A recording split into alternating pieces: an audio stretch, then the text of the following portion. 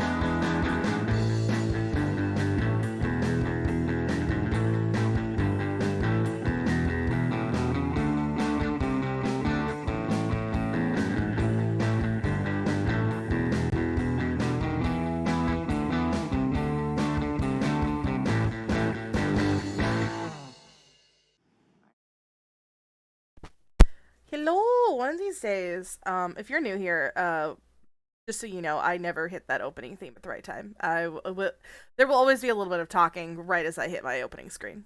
What? No, not muted. Should be showing. Hang on.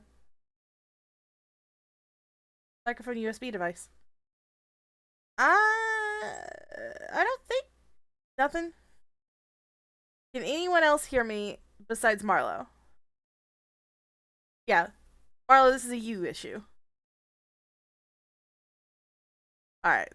Anyway, like I said, for those of you who are new, I will never hit that opening theme right on the point. I try to every single time. I fuck up every single time. Why do I look like I have bunny ears? My partner's chair has bunny ears. See, there's my chair, and there's their chair, and there's the bunny ears. Anyway, hi, hello. It's Sunday, and usually on Sunday, we play a stupid video game of some sort. I've played Mass Effect. I played that coffee shop one that I didn't care for too much. I played Eternal Darkness. But today we are going to talk about Pathfinder. I was about to grab my core rulebook and pick it up for you, and my core rulebook is up there and weighs 478 pounds. So, Coffee Talk, yeah, that's the one I played. I'm not going to pick that up. But today we're going to be talking about Pathfinder 2nd Edition. If you're coming in here and you're like, who the hell are you? Why do you think you can talk about Pathfinder 2nd Edition? Hi, my name is Shay. I use they, them pronouns. I am one of the Pathfinder Society developers over at Paizo. I am an official Paizonian. I do work there. I can assure you, you can DM Eric Mona and ask him, and he will confirm for you that yes, I work at Paizo. Anyway, But yes, hi. I'm here to do an AMA because a lot of people were like, holy crap, Pathfinder 2nd Edition looks really cool, and I really want to play it, but I don't know the first thing about it. And I'm like, I know lots of things about it. I know at least 5 things about it. Yeah, you can see my name in books. You can see my name in all sorts of books. It's in the back, in the masthead is what we call that, is where we list all of our employees. You can find me there. You can guarantee I do work for them. And besides just working for them, I have freelanced with Paizo since May of 2020. And before freelancing with them, I played Pathfinder 2nd Edition as soon as it dropped in August of 2017? 2017. Yeah. And then I played playtest before that. So I do know what I'm talking about. I guarantee it. However, I may also be like, oh, let me look it up. But I am going to run through my generalized opening thing real quick for people who aren't new here. I always have an opening thing. If I don't do it, I have ADHD, I will forget, and then I will never do it again. So to get into that, before we get into any questions and stuff like that, this is my Discord. That is where I hang out and I play video games, but I am not playing video games on here. It is also generally where I just realized my candle's not lit. Usually my candle's lit. Oh well. Anyway, that's my Discord. That's where I play video games, so I'm not playing video games here. It's also generally where I recruit people to play in my tabletop games, is on Discord. I am focused. Rude. Anyway, I stream on Sundays and Wednesdays from 6 p.m. to 8 p.m. Pacific Standard Time. On Sundays, I do whatever the fuck I want. This is a swearing channel, by the way.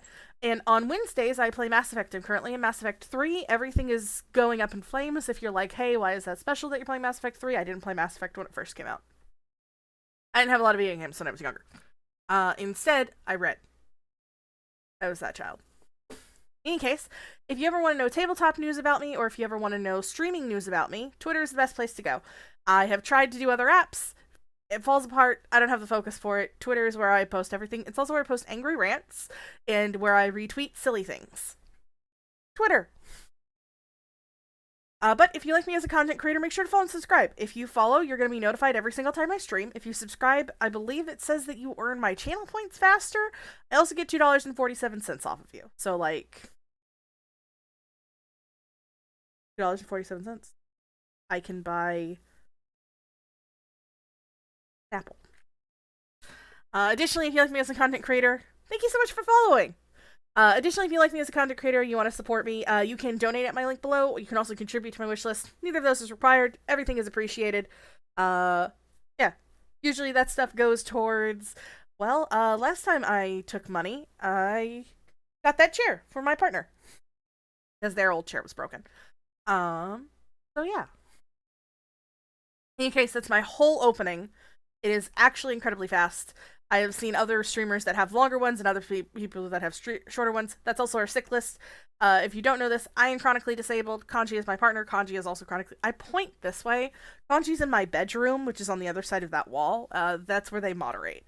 It's apparently easier to moderate in there than it is to moderate in here at their desk, for reverberation reasons. I don't know. Yeah, sorry. The sick list is where we put things that we sort of need to make life easier as chronically disabled people. It makes them dizzy. So, welcome to Pathfinder AMA. I will now school people on Pathfinder things. Again, it is bothering me that the candle is... I'm going to try and point at it, and I cannot! There it is. It's bothering me that the candle's not lit. Usually it's lit. But yeah, let's see. Don't have any questions yet, so I'm gonna do this. You're like, hey Shay, what else are you going to show today? This fuckers, I figured out how to do a desktop share. I have lots of... How did Aridin die? Hang on. I can actually talk through that transition, I just don't care to because I like the little ghost lady. How did Aridin die? That's very interesting. Aridin didn't die. Aridin works in... This is not the official Paizo statement, by the way. Paizo's statement is that Aridin died, however you think he died in your game. We do not have an official... That is a mystery thing. My personal belief, Aridin didn't die. Aridin used to work at the downtown Seattle Starbucks, the one that unionized and then got closed, I believe. Now he works in an REI. What's my favorite class? The Witch. Why is the witch my favorite class? Because yeah, the Westlake one. Uh, why is the witch my favorite class? Eridan does have a Twitter account. Most of the gods have Twitter accounts. Why is the witch my favorite class? I like hexes. I like familiars. Familiars are super useful to me. I use my familiar to give me as many spell slots as possible. I've said this before, and I'll say it again. There should be no reason why my casting character should ever have to use their weapon. Um, Obviously, there are exceptions to this rule. I currently have a fate-based witch in Outlaws of Alkenstar who is a geniekin. She has a scimitar. She uses it occasionally. She's not very good at it, but she also has a gun that she uses. She's got family stuff for it. So there's that. I also have a wizard in War for the Crown, which has been converted to second edition. She uses, if you've played it, there's a lot of mystical relic things that evolve with you. Yeah, if your druid pulls out your sickle, like, what the fuck? Like, that's what the fighter's for. Okay, the barbarian's there, the fighter, the ranger, the monk, they're the ones who are doing all the heavy lifting. Your casters should be able to stand back and just, like, throw magic missiles. In any case, in War for the Crown, my wizard is using Dignity's Barb, which is a very fancy crossbow that evolves with you. So, that's it. He's also an Eldritch Archer archetype crossover, so there's that. But yeah, I like casters. My first class that I ever played in Pathfinder was the witch, and I've just kind of grown from there. I like creepy, spooky, ooky things, so that's what I think. Um, yeah, no, all the gods have Twitter accounts. Hi, sorry, sometimes words fall out of my brain. Um, Sortian has one too.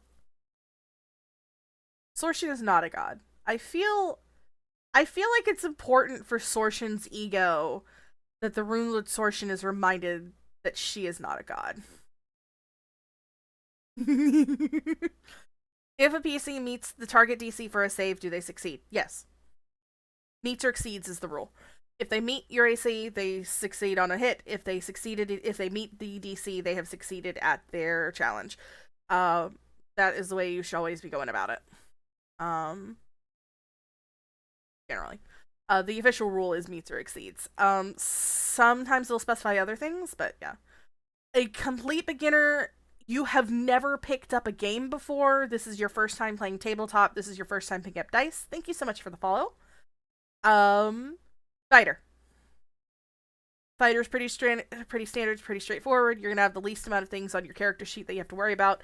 The most complicated thing you'll have to worry about is attack of opportunity. uh, but outside of that, you should be generally straightforward.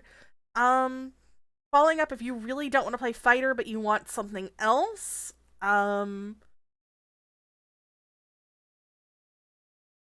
if you want a beginner casting class, first of all, if you're going to play a casting class, I really hope that you've played tabletop games beforehand, because if you walk into it to play tabletop, and you don't know what you're doing, it's going to be kind of complicated. You have to manage your spell slots and things like that. That can be a lot. I am actually going to back away from cleric. I would say wizard. Wizard would be my first go-to because it can be pretty straightforward and simple. You've got a small spell list that you're learning from, that you choose from each day. You are a prepared spellcaster, so you have to choose your spells each day. So that's what I would do, is I would start with wizard from there. Cleric is just a little bit more complicated because you have the whole of the divine spell list that you can choose from every single day. Rogue is a good one. If you read rules very carefully, Rogue can be great. There's a lot of rules that have to do with flat-footed checks. There's a lot of rules that have to do with tumbling through. Cleric feats can get a little confusing at times, but yeah, Rogue is also a good one. It's kind of straightforward. It's like, what are you? I'm sneaky. Ranger, I think, is actually quite simple, and I think that would be good. Mention prepared, spontaneous casters, different types of casters. Okay, you have two types of casters. You have prepared casters, and you have spontaneous casters. Prepared casters have a list of spells that they choose from every single day. At the beginning of the day, the beginning of the caster's day, not the beginning of your day, you are going to take your list of spells, and you are going to slot in all of these things. Let me bring up an example. Give me a moment. Don't know if I can get into this right now because I don't know if my GM has this table up. But we're going to try. Because this will be easier to show. 2 seconds. I prepped everything except this because I was like, nobody's going to ask for Foundry information.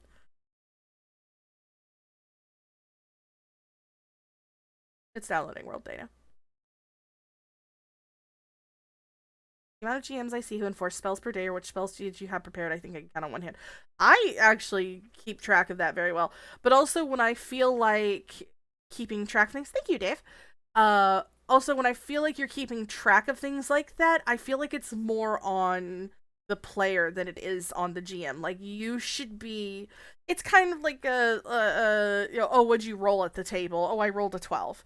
If you're fudging what your spells are, like, you've got bigger problems than just that stuff.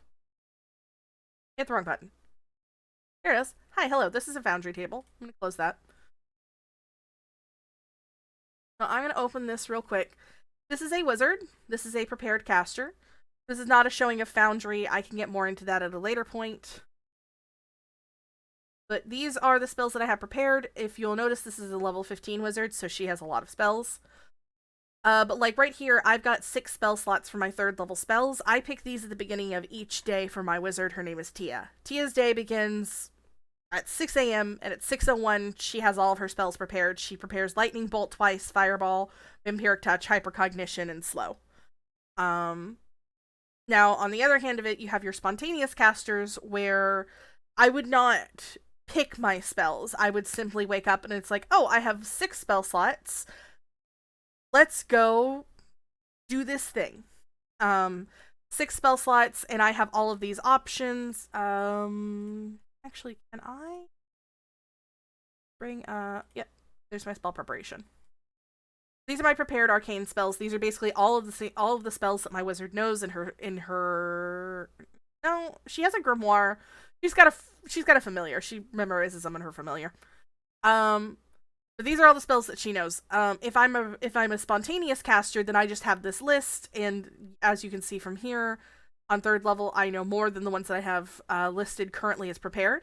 So at any time, I'm like, okay, I've got 6 slots. Agonizing Despair, Agonizing Despair, Agonizing Despair, Agonizing Despair, over and over and over again.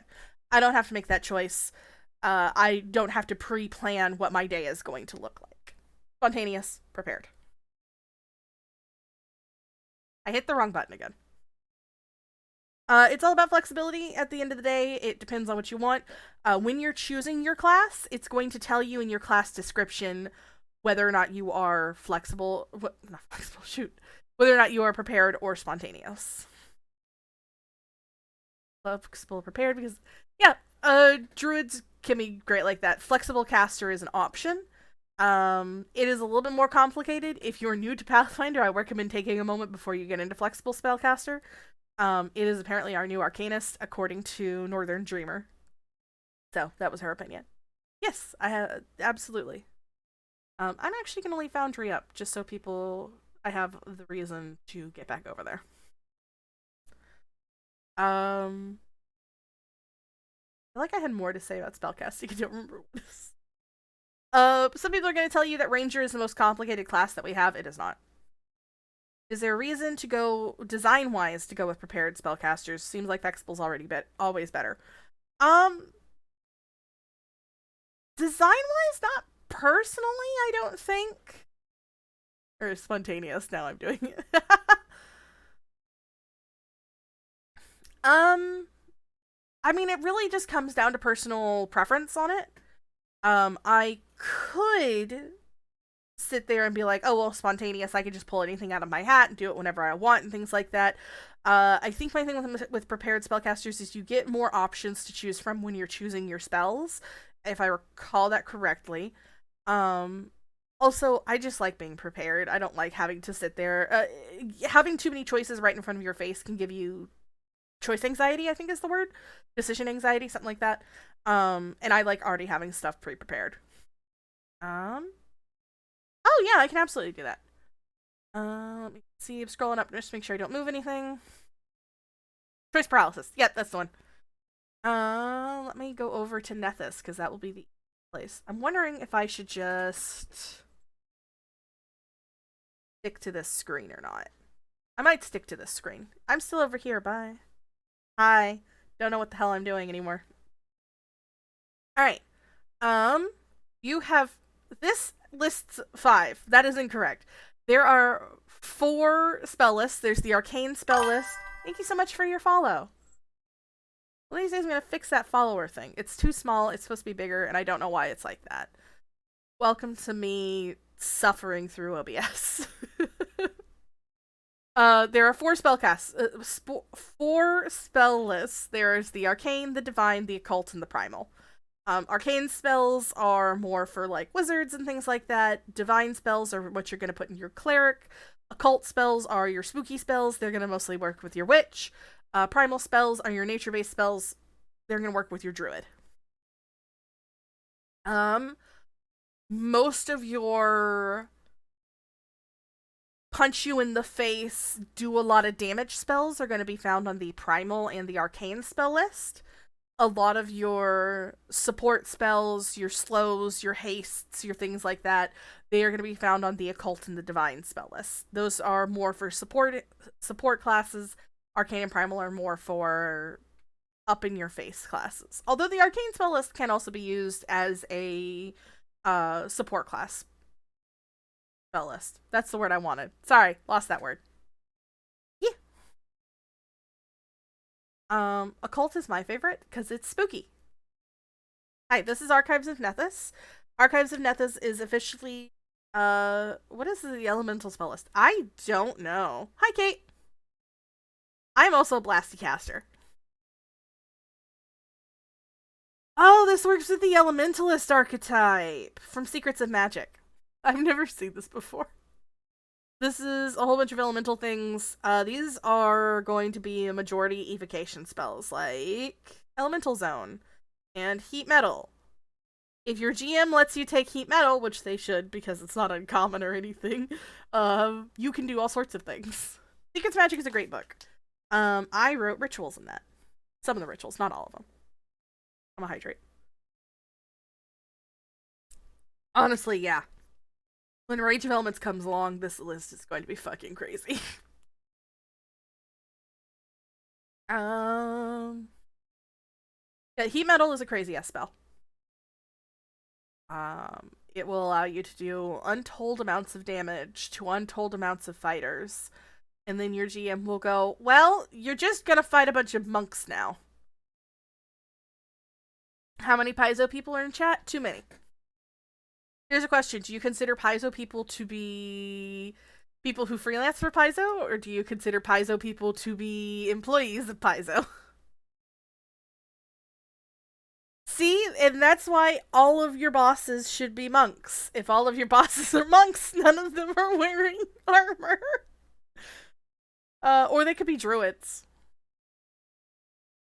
Oh my god. Let's see. What all comes out in February? Too many things are coming out. I swear to God. In case you're ever like, hey, what's coming out on Paizo? What's upcoming in Paizo? This is the Paizo website. Please be patient with our website. But anyway, you scroll all the way down, click release schedule, and then it shows you for the next upcoming months. Right now we go till May. What kind of equipment do players get at character creation? You don't. At character creation, you get 15 gold pieces. Yeah, it's the release schedule. It's sometimes it gets updated with new things. Sometimes old things wind up on there for a while. But yeah, no, it's a useful thing. It's my favorite. You don't get any equipment at character creation technically. You get 15 gold, and then you can turn around and you can spend it on equipment. Here's what I recommend, because when you go to our equipment page on Nethys, it looks like this! And you're gonna go, ah! And then you're gonna scroll down, and you're gonna go, ah! Have no fear. You're gonna go in, you're gonna type kit. That didn't quite do what I wanted. You're gonna scroll. Really? Okay. It's gonna be annoying. You're gonna type your class. You're gonna go fighter. Should bring it up. Clearly, you're not gonna do it there. There you go. You're gonna type in search. You're gonna go fighter kit. It's gonna open up for you. Right there. 3 gold, 8 silver. You're gonna get hide armor, dagger. You're gonna get an adventurer's pack. You're gonna get grappling hook. And then it gives you your options. It's going to tell you greatsword, longbow, or longsword and steel shield, however, what kind of fighter you want to do. And that is so convenient. All of the class kits are about 3 gold. I don't believe all of the classes have them. I think some of them don't come with them, mostly our newer ones. But if you're playing a core class, the core class has a kit. Treasure Vault does come out in February. That has so much gear in it. Yeah. You're gonna take your 15 gold. If you do this, you're gonna get your armor, a weapon, then you have your options to buy additional weapons. And then at that point, you probably will have about 3-ish gold left over. You can spend it on consumables. You can spend it on different things that can make your life easier as you play. Some permanent items. Please start higher than hide armor, please. Well, hide armor's not a bad choice. It's a pretty good one. But yeah, you can just sit there and hang on to your gold. It depends on what you're doing. If you're playing organized play, I strongly recommend probably picking up a consumable or two, maybe an elixir of life. That's like a healing potion, but it's not magical. It is alchemical. If you're also doing org play, I recommend, like I said, if you buy these kits, you're going to get an adventurer's pack. Your adventurer's pack comes with a backpack, a bedroll, 10 pieces of chalk, flint and steel, 50 feet of rope, 2 weeks rations, soap, 5 torches, and a water skin. 90% of the time, you probably won't be tracking your rations. That probably won't be terribly important. Yeah, no, adventurers packs are never useless. There's always something in there you can use at some point. For the record, if you have your backpack, I'm going to click on it so that I can make sure I get the right thing. Your backpack holds up to 4 additional bulk of items. So if you're already hitting your bulk limit and you grab a backpack, you can cram 4 bulk into that. And the first 2 bulk of these items don't count against your bulk limits. So, yeah. That's true. At the beginning of Pathfinder Society skills, you will, beginning of Pathfinder Society scenarios, you will be given a consumable or 2. Generally something that's relevant to what's upcoming. For 2, Return to the Grave, just released this past year, and with that one you got, like, holy water? Stuff like that, but you have a lot of undead you're fighting. How would you compare skills-based healing versus magic-based healing? Skills-based healing, which is using the medicine skill, and magic-based healing, which is using, magical spells to heal. They're both good in their own ways. However, I have found it is more reliable to make sure you have somebody on your Pathfinder teams who has medicine and can do battle medicine than it is to just have somebody on your team who knows the spell heal. Both are very useful. Spell slots run out. Battle medicine typically goes out for like, hang on.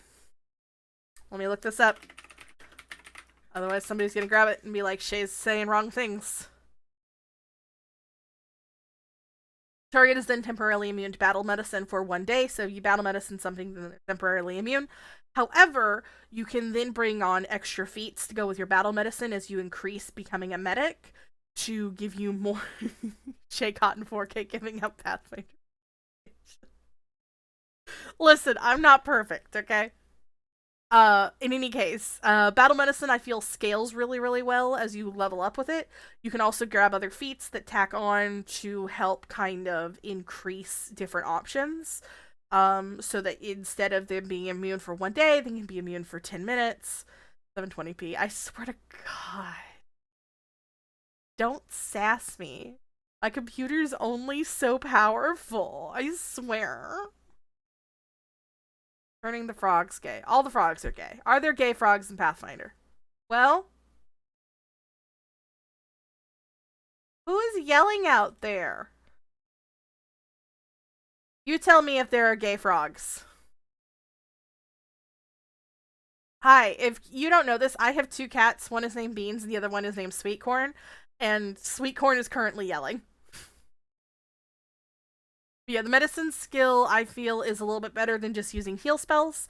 However, if you are a cleric and your heal spell is increasing, I think it hits D10s at a certain point of you casting it, and, like, that is ridiculous. Oh, yeah, there's Beans. He's over there. He's chilling. Hang on. I will... Oh, you can't see him because the ghost. Here I am, like, oh, I'll have you see my cat better. And all you can see is his butt right now. You, are you gonna move, buddy? No, he's perfectly loafed. So, yeah, Sweetcorn is a Siamese mix. Sweetcorn is dumber than. There's the baby. Where are you coming? Why are you yelling, buddy? He is very strange.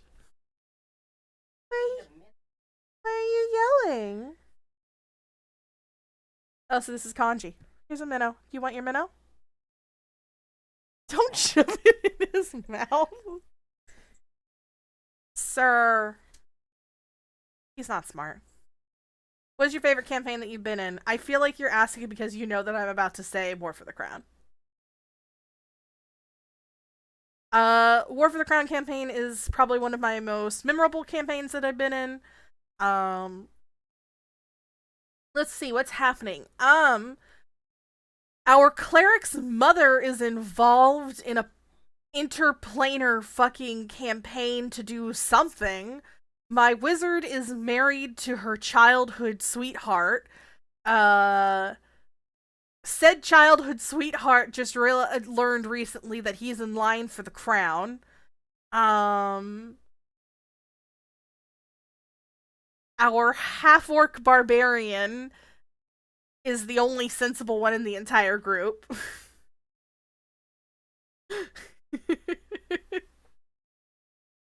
And constantly has to deal with our shenanigans. For record's sake, my wizard is married to our swashbuckler. Our swashbuckler walked through a trap relatively recently and then fully vanished. We all sat there and debated what to do. Our half-orc barbarian went, well, it's possible that he's just gone. We won't know what steps to take next unless we go out there with him. And my wizard went, okay, I'm doing that, and went to step forward and got fully fucking mom-armed by barbarian man. Just like, no. And then our swashbuckler reappeared. So, you know, he figured it out. He was stuck in a trap with a stone elemental. He's fine. Absolutely fine. Hello! What is hyped? You know what I'm hyped about? I'm gonna brag on this because Alex isn't here. He said he'd be here, but he's not. Oh. Fuck. Hang on. That's what I'm hyped about. This is our latest Starfinder Society scenario. This is Battle for Star's Fate. I'm gonna zoom in so you can see Star...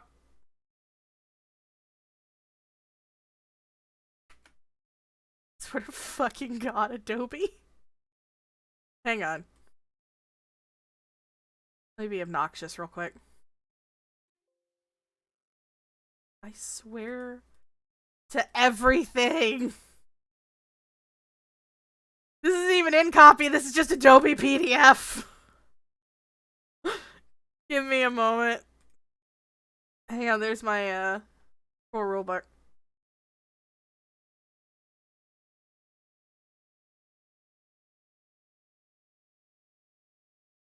Anyway, there's Star. Star is a Jiskin automaton, and you can play this scenario. It is Battle for Star's Fate. It's by Alex Spadell, and he is one of our org play people, and he is fantastic. It does that all the time. Basically, Adobe... Where the fuck did Zarda go? The one in the background of this is Zarda Drawning, and she has now disappeared. There she is! It's because it's in layers, and Adobe PDF is like, I hate your layers. She cast Dimension Door. She was tired of being in this whole thing. But yeah, that's what I'm hyped about. Is 4.8 is out. 4.8 is very exciting. 4.9 is out next month, and then 4.10, and then 4.11, and the one we just announced is 4.12, which is negotiations for the Star Gun, written by Mapia, and I'm super excited for that one. That one takes place in Sagada, which is in Arcadia, and if you are completely unfamiliar with what the hell I'm talking about, Arcadia is a continent over in Galarion, which is the name of the planet that Pathfinder takes place in, and we have not explored Arcadia very much. It is very exciting. So, I'm gonna hydrate again.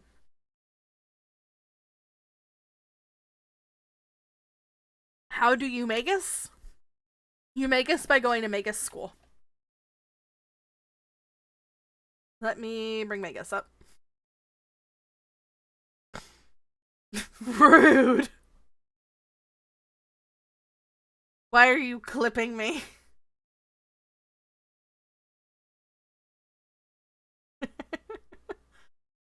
Okay, Magus is one of our more complicated classes. Your Magus is going to be your caster, but you're also going to hit at the same time. You can choose to be a strength or a dex Magus. The most important thing that you'll be doing is you'll be taking your spells and you'll be putting them into your weapons, and then you will be making spell strikes with them in which you hit with the weapon and then do the damage of your spell as long as you hit with the weapon. You can play all the cool things at PaizoCon. Spell Strike is 2 action. You channel a spell into a punch or sword thrust to deliver a combined attack. You cast a spell, it takes 1 or 2 actions to cast, and requires a spell attack roll. Spell attack roll is key. Not all of your spells are going to require a spell attack roll. If it does, it will tell you. If it does not tell you it requires a spell attack roll, what it's going to do is it's going to say requires a will save or something like that. Some spells as you get up there stop requiring will saves and fortitude saves and reflex saves. Like Maze doesn't require a save at all, and that's ridiculous, but Maze is also like an 8th level spell? Maybe 7th? Something like that. Is Brawler Magus a viable build? It can be. You can be a Punch Magus. It's not something I would personally do. My option for Magus is typically Sword Magus, but you can absolutely be a Punch Magus. That is a thing you can do. If it's viable or not is up to you. I'm not here to tell you how to make the most broken builds and how to conquer your Pathfinder table. I am here to tell you how to play. Will there be a cost to attend PaizoCon online this year, and if so, what's the likely cost? Probably there will be a ticket cost. Let me actually get you that definitive information. Let's see. There we go. PaizoCon Online 2023. If it will detail it. For the record, PaizoCon is next Memorial Day weekend. It's going to be the 26th through the 28th. We will be launching Year 6 of the Starfinder Society there. And there will also be a whole bunch of other stuff coming on. Okay. There will probably be a ticket cost. We don't know what the ticket cost is currently. I believe last year, and somebody correct me if I'm wrong, I believe last year it was $25. So, that was PaizoCon. But yeah. PaizoCon's a lot of fun. We have AMAs about things that are not just how do you play Pathfinder. $25 for the physical event. No, just $25 for the online event, too. It's very affordable. Also, if you sign up to GM, I believe, if you sign up to GM, then you... Yeah, that's true. Give me a moment. If you sign up to GM a certain amount of slots, I believe you get a free ticket to PaizoCon Online. Tickets are only needed to play PaizoCon games. They are not needed to watch the sessions or participate in Discord channels. We have panels that happen on our Twitch account, which is not my Twitch account. It's the Paizo official Twitch account. Yeah, 3 slots or more for a free badge. And, like, I'll be real, my first PaizoCon, I did 10 slots, by the way. Don't do that. Don't sign up and run 10 slots at your first PaizoCon. But I played a lot of quests. It really wasn't that bad. It was very nice. And Discord channels are always free. I believe the Discord is paizoevents.com. I'm not terribly sure. I'm not off the top of my head. It is too many slots. I made a choice. I made a choice. I will caveat that a lot of those were quests and bounties. Not all of them were full 4-hour things. Paizo dot events. Um, the I did do a lot of quests and bounties. I did run 3 sessions of Starfinder Society 319. I don't know why it won't let you put in links. Let me see if it will let me, because I am the owner of the stream. Yeah, there it goes. I'm hovering over it, it's doing like a dog nose thing, and I don't know. But yeah, PaizoCon's a good place where you can interact with other people, where you can, play different games. We do a whole bunch of gaming. We book everything on a Warhorn, and then we move from there. You'll play on all sorts of things. I'm going to move away from this screen real quick. Hello, this is my face. Now I don't just have this big Paizo.com screen sitting there. Yeah. PaizoCon's it's a lot of fun. We run a lot of panels on the Paizo official Twitch, where you can do all sorts of things. There's panels that talk about upcoming books. There's panels that talk about upcoming org play stuff. There's panels that talk about how we design things. It's a lot of fun. We're always working on it. We always want it to be fun. We had a physical in-person con last year. We did have some COVID catch, but that's fair. We have worked on fixing that. Hello, welcome. Thank you so much for following me. Also, I really like your name, Queen Kuzland. I also played the noble in Dragon Age Origins. Yeah, PaizoCon's a lot of fun. Also, you can play a lot of org play games there, and you should do that.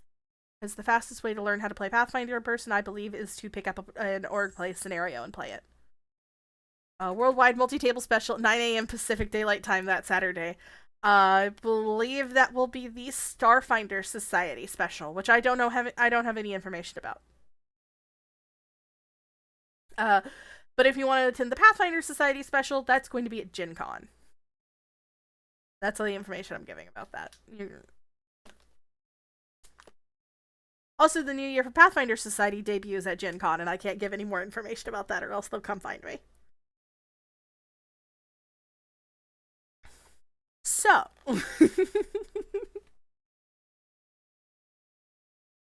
hang on, had a thought in my head, lost it. Tell us the dirt. Tell you what dirt. There's lots of different soils in Galarion. No matter how much we say please. No matter how much you say please, they'll get really mad at me. They'll come find me. Linda will personally kick down my door and come silence me. I don't think Linda would do that. Linda Zayas Palmer is my boss, and she is fantastic. She is very sweet. She is the org play head of everything. So I think she has a different title now, but yeah. Yeah, no, if I give you too much information up front about the new year, the collective organized play team will descend upon my home. Yeah. It's a very good cosplay. Also, Kate, I feel like you probably have sneak information. John Q. Paizo will send the snipers. Yes, that's true. I am very much waiting for a physical PaizoCon again. I really can't wait for that to happen. PaizoCon's just honestly a really great thing. If you're in the Pacific Northwest and we have a physical PaizoCon, you should attend. It's a lot of fun. I had a lot of fun last year. We wore masks. Everything was great. Alex is not scary. Alex is very friendly. Alex is a sweetheart. Alex met the president. Which, if you don't know, hi, at Paizo, we're unionized. We are the United Paizo Workers. We're the UPW, not the Paizo Workers United. I always do that. And just this past year, we sent our representative, Alex Padel, up to Washington, D.C. to go meet with Joe Biden. Along with a bunch of other, representative people. We are part of the CWA union, the Communication Workers of America. We are the first ever TTRPG company that is fully unionized. We're union made. And our symbol is a little kobold man. He is holding a pick, I believe. Sweetcorn, what are you doing back in here?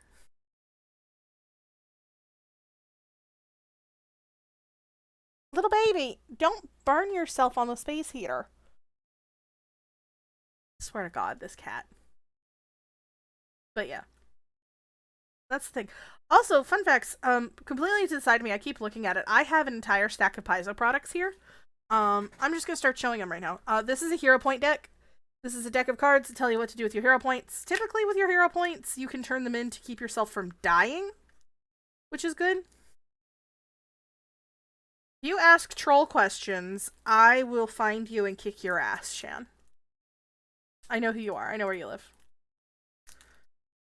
I'm opening these cards because I've never opened them before.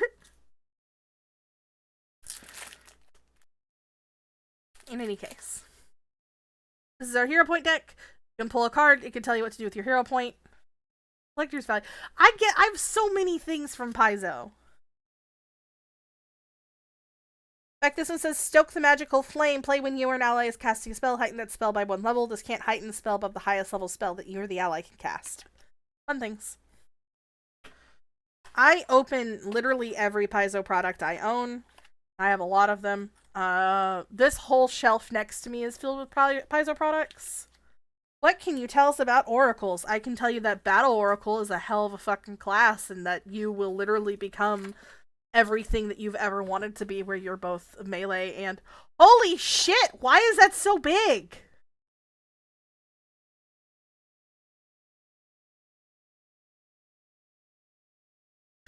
I can hear Kanji laughing in the bedroom.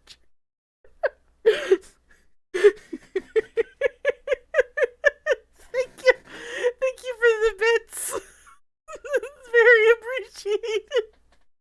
They scared the hell out of me. That's not what it's supposed to look like. I don't know how to use technology.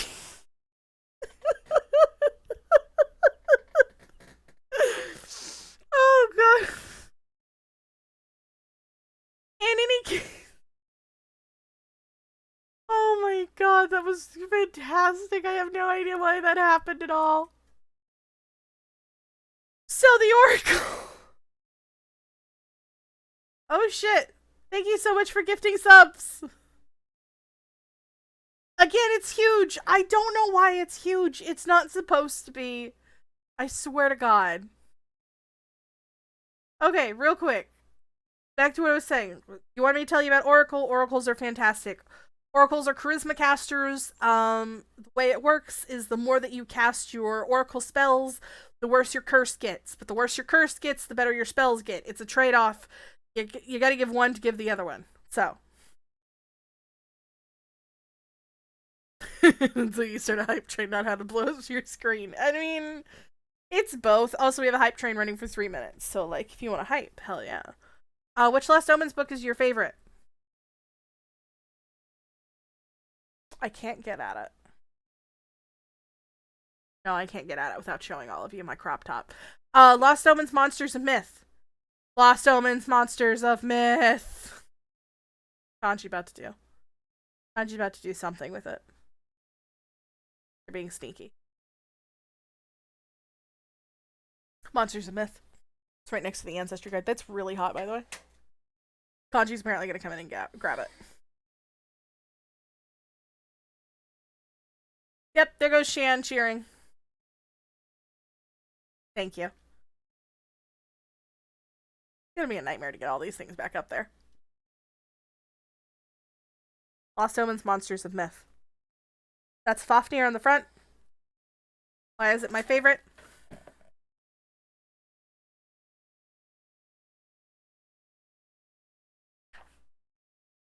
Because of this gross hoe. Look at her. That's the Callous Devil. And for the record, they told me you can make the opening of this anything you want. You can write it however you want. So I wrote a skipping rhyme. And it goes, Molly went down to the lake, the Callous Devil her skin did take. Now her mother weeps and cries, how many tears fall from her eyes. Bobby went into the lair to check and see if the devil was there. Now he's had a big ol' shock. How many days until he talks? So, Monsters of Myth is my favorite Lost Omens book. I also really like Grand Bazaar. Grand Bazaar is the one that has beans in it, for the record. I gave my shopkeep an orange cat that is very dumb. His name is Cabbage. Her name is Roswin. And poppets. Yes, Grand Bazaar also has the poppet ancestry. Poppets are flammable and fantastic, and you can have them play all sorts of things, and they're tiny, and they're just amazing. What? Down with poppets? No, no. This is a poppet supporting channel. We also support leshies here. Also, if you've ever wanted to play a jalapeno, you can play a jalapeno in Pathfinder. Who is your favorite poppet?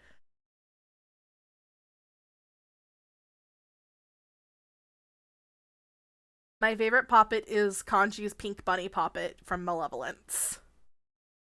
Sorry. Tell us about skeletons. They're skeletons. They're made of bones. You can play a skeleton ancestry. Actually, I think it's an archetype. I'll check. No, it. Hang on. I'm finding out. Nope, skeletons aren't ancestry. They're a rare ancestry. They're from Book of the Dead, which I also don't have over here, but I'm not gonna make Kanji come get it. You can play a skeleton ancestry. You can literally just be a skelly boy. If you want to be a skelly boy, you can be this fantastic, fashionable skelly boy. Look at him. And his little book, and all of his little gemstones. Look at this little baby Dimilich. No, skeleton is an ancestry. You start out as a skeleton. Right there. Yeah, that's... Unfortunately, a lot of the Book of Dead ones are a skeleton. Use the scrimshaw on their boats. That'd be great. I mean, I allow rares. I just need people to have a conversation with me before they choose their rares. And there's multiple reasons for that. Mostly rare things can sometimes be overpowered. Rare things can also sometimes disrupt the balance of the game. It just like depends on what you're doing. So anyway, other Paizo product things that are random that are useful. These are spell cards. This is specifically a spell card deck from Secrets of Magic. I don't think I've taken these out of their container. I have not. But these are separated into the different spell schools, and then they just write, I don't know, I'm gonna go full, like, 2000s beauty blogger here. Yeah, that's not very good. Anyway, this is Blood Spray Curse. It writes down all your spells for you. They're super useful, especially if you're playing in person. Highly recommend. And they come in a nifty little box. I, however, am buying... Thank you for the bits, Numbat! They take over my face. Thank you. We've now hype trained again. See, at least he uses my little hype emoji and it doesn't just use all my other emojis. Sometimes they don't use the right emoji and then it's like, I have a hype emoji. Valid reason for face takeover. Listen, it's not supposed to face takeover. It's supposed to do the right thing, and I don't know why it hasn't updated. I don't know how to use Streamlabs, and I'm not very good with technology. But yeah, no, skeletons are great. That's a fair point. You can write a setting book for any nation of Galarion. Which would you pick?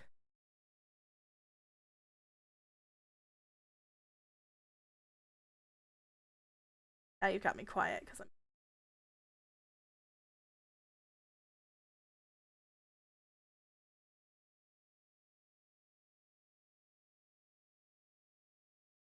Oh, that's a good question.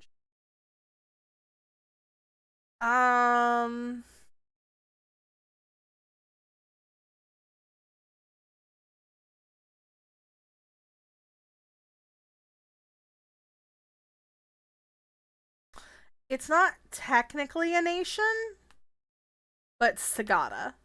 Sagada is a major city over in Arcadia.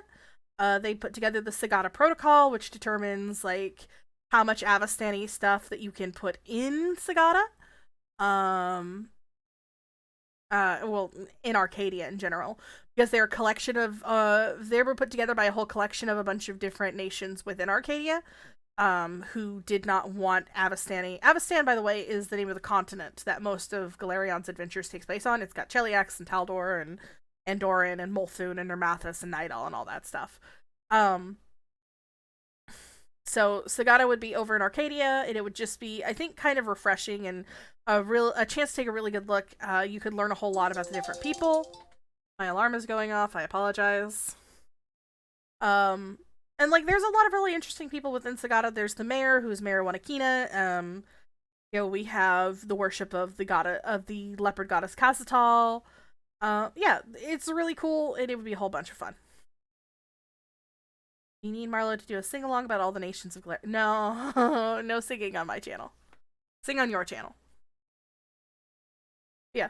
So that's what I do. I feel like the trick question there was, Shay, why wouldn't you want to write a book about Night Owl? We've had books about Night Owl. We have lots of books about Night Owl.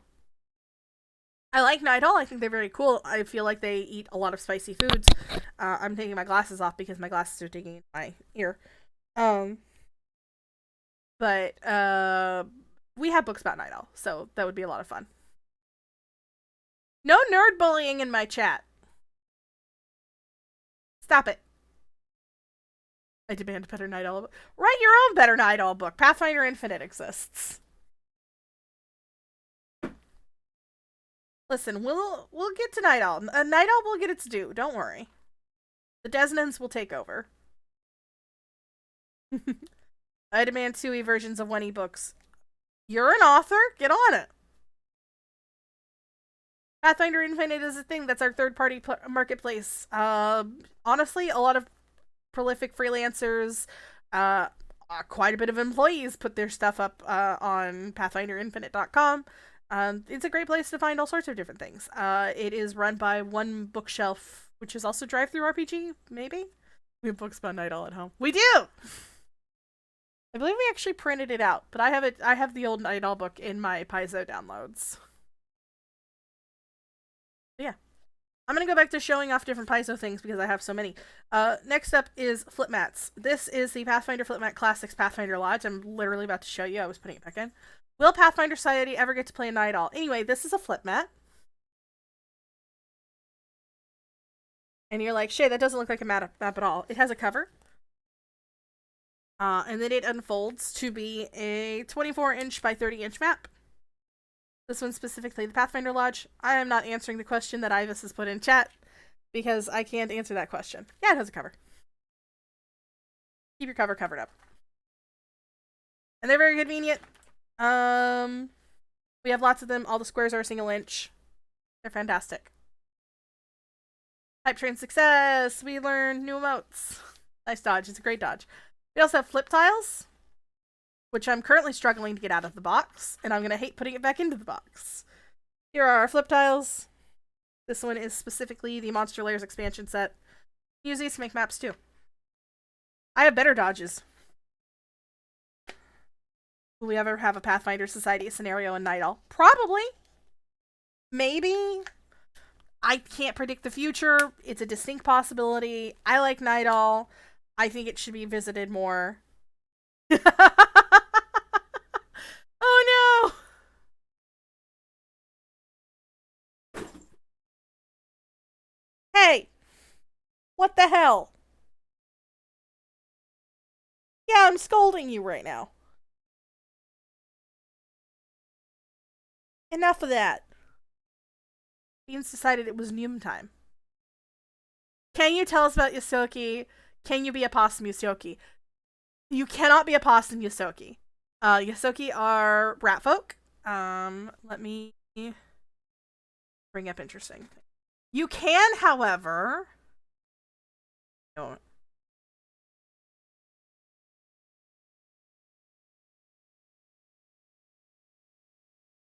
And I know how to spell. I don't know how to spell. Where are they? I could have sworn... Hang on, are they in here under rat folk? Yeah, they're in here under rat folk. Anyway, Yosoki is our rat folk. They're the same things. They call themselves Yosoki. They have cheek pouches that you can put stuff in. They're a lot of fun. You can't play a possum one. You can play a panole. Panoles are able to be bought. Logan Bonner and Lou Pelazar Logan Bonner is a current employee of Paizo. Lou Pelzar is used to be an employee of Paizo.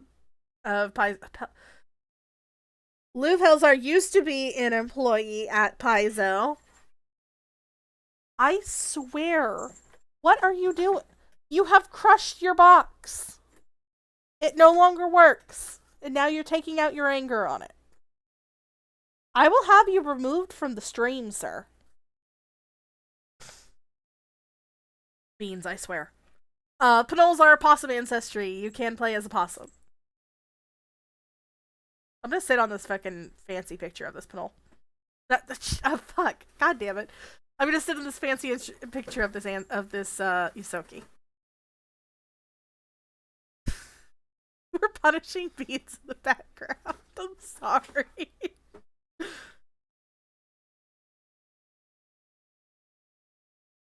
Alright, it's fine. Kanji was trying to remove the box from Beans because Beans has crushed his box. It is his office chair. And now he has run away. So, yeah. Cat troll showed up. We dealt with the cat. What was that?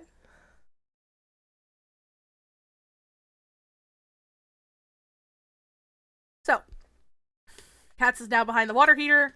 Beans is now behind the water heater. That was the box being crushed. Fantastic. I love my cats. In any case. So back to Pathfinder thing.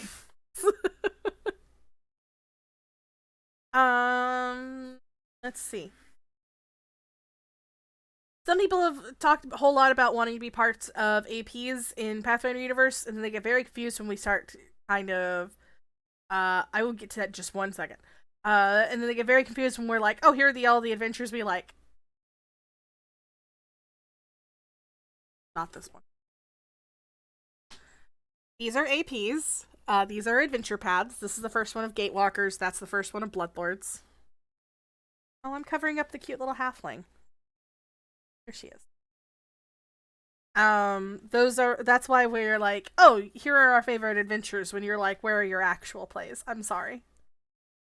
What do you recommend for people who are scared of orc play? Why are you scared of orc play? Are you concerned that you won't know the rules? Are you worried about people being assholes? Because mean people. Because mean people, strangers, I recommend starting with an online game. That way, if people are being mean to you, you can just click disconnect on Discord and walk away. But if people are being mean to you, there's going to be somebody who is around the event who is somewhat in charge. They may be an adventure officer, adventure captain, adventure lieutenant. They may have a rank like that. And I would like you to go to them and be like, hey, this person was overtly mean to me. This person made me uncomfortable. This person did this. I swear to God, Beanathan. Yes. And then you need to let them and tell them and let them know. They will fix it. If they cannot fix it, they will take it up with somebody further up. They can go all the way up to literally us here at Paizo, and we will handle that issue. Organized play. I'm going to say this right now. Organized play is not the place to be an asshole. Organized play is not your chance to show that you are better at Pathfinder than other people. Organized play is not the place for you to sit there and go, here's my broken build, I want to break everything and make the game not fun for people. Organized play is where we are coming together to have fun, to play a bunch of scenarios and act like nerds. We're all nerds here. You should be able to be mature enough to handle that for a 4-hour session. And if you are making people uncomfortable, then you need to probably take a step back. So, and I say that with my full chest, and I say that with fully the same way that I say that if you are a TERF, you should not play my things. So, Beans has run away. Yeah, no, there will definitely be somebody in charge of an organized play event. You need to tell them if somebody's being inappropriate. Do not be afraid of organized play. It is fun. Almost got killed by mommy once. I like to play Blood of the Beautiful a lot, and I won't give any spoilers for it, but I have almost killed several characters playing Blood of the Beautiful. In fact, I believe I almost killed Kate Baker's character. Very specifically, I remember that actually. It's always fun. People get back up at the end of it.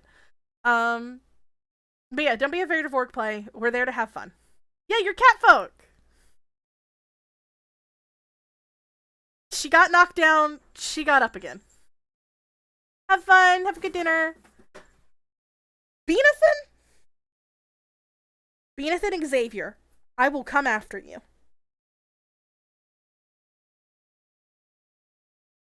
There we go. Death is much less common. You will hit dying stage most likely. You will not hit death. Yes. She was a great character. I loved having her at the table. I need to run more things so that you can play her at my tables. Yeah. Sorry. Brain is doing brain things.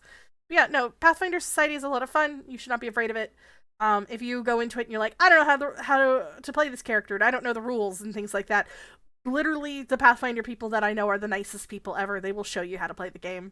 It will be very straightforward. You don't even have to play, because like I talk a lot about Foundry myself. You don't have to play on Foundry. You can play on Roll20. I've played on Google Slides before. You can play in person. There's lots of different lodges. If you need help finding an orc play near you or something like that, I recommend letting me know. Especially if you do it over Twitter DM, I will literally help you find anything. Google Slides is the strangest one. Yeah, Google Slides was definitely interesting. It's always an experience because sometimes they don't lock the map in the background, so you go to grab your icon and move it, and then you move the map instead. But yeah. Organized Play is full of a lot of great people. We're also extremely queer over there.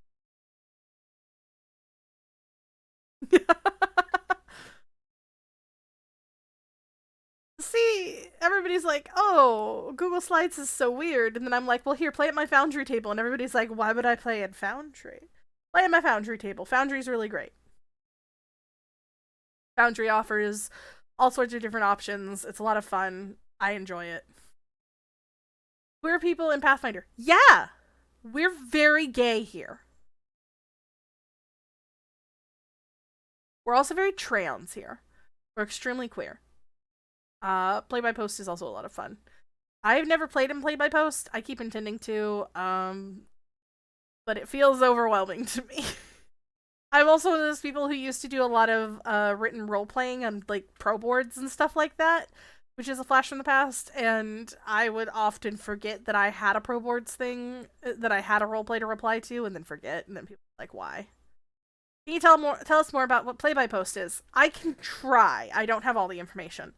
Play by post is essentially on a forum. You can do it on the Paizo boards. We have forums there. Or you can do it by Discord. And essentially, you are playing scenarios or adventure paths. I think you can also do homebrew. Literally, post by post. Typically, you have a dice roller. You have a GM who tells you how everything is going. They do it all in writing. And then people will roll, like, within the Discord.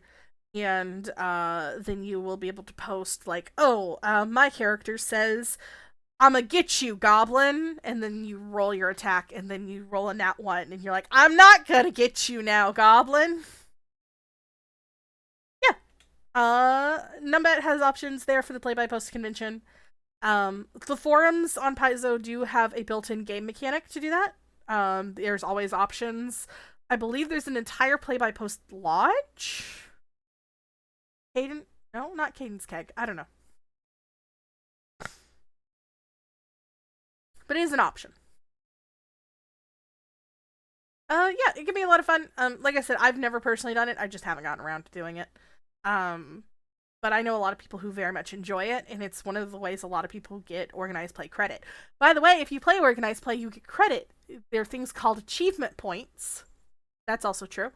And your achievement points can then be spent on the Paizo website in the organized play section to buy new things. A lot of org play stuff is limited to whatever's of a common rarity. And then you can go buy boons to get like uncommon ancestries or feats or gear or something.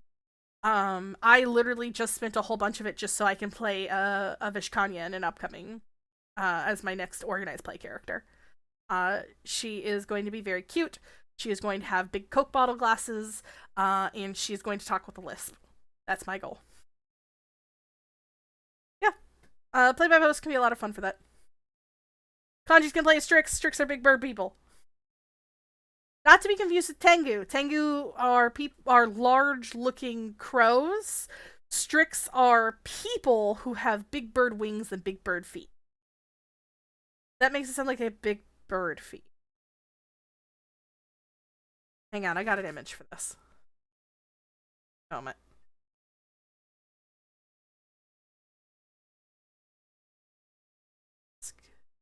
I know how to spell. Show you the Strix. Strix are indigenous coded. So they're kind of my favorite. Here's a Strix. They got bird feet. They got big wings. Then here's another one. They come in different colors and such. She's got big ass wings. Yeah, Strix are super dope. You find them a lot in Cheliax, and kind of in the northern areas of the Mwangi Expanse around Garund and such like that.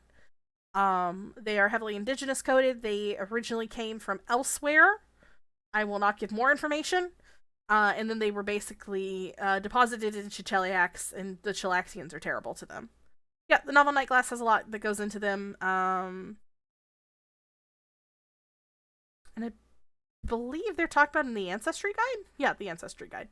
Right there. Also, fun facts about the Strix is their eyes don't... I do know where they come from. Let's see.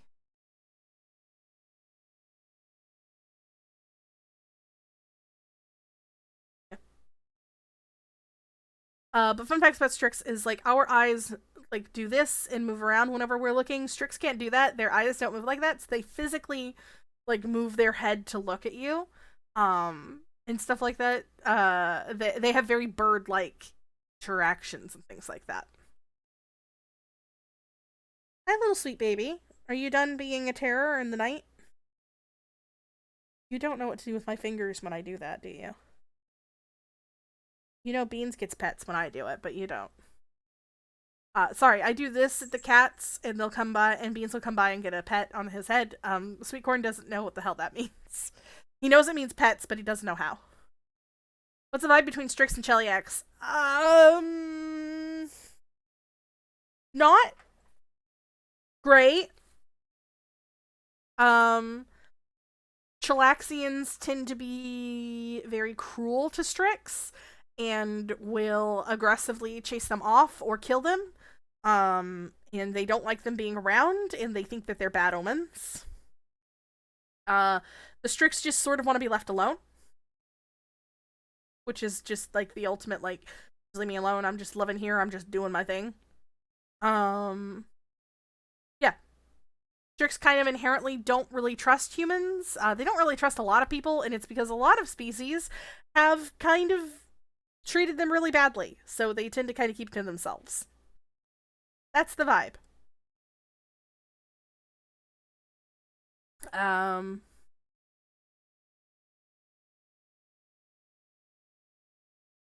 Sometimes they have better interactions, but for the most part, they don't.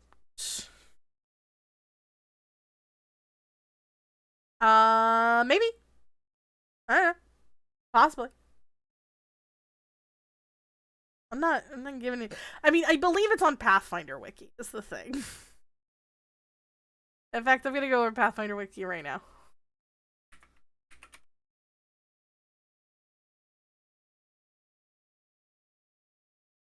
I'm reading.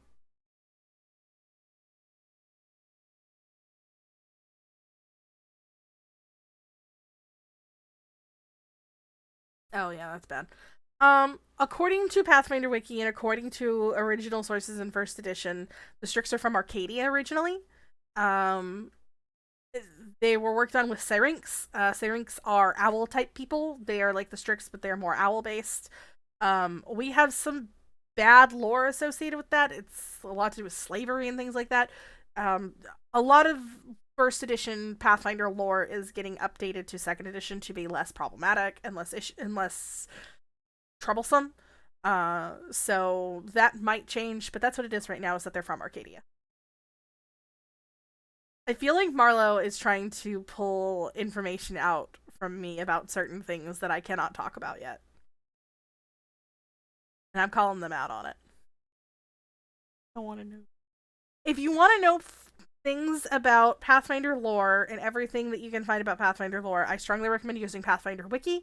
It has everything you need from first edition, and if you need second edition stuff, all of our books are kind of around, and you can generally raid them for more knowledge. Haha, Marlowe's being scolded.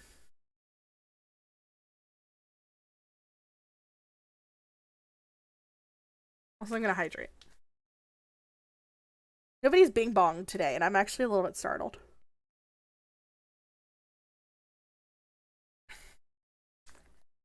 But also, Marlowe hasn't abused the hydrate button either, so yeah, that's what I thought was gonna happen. Two. Oh, that time it didn't even play the bing bong.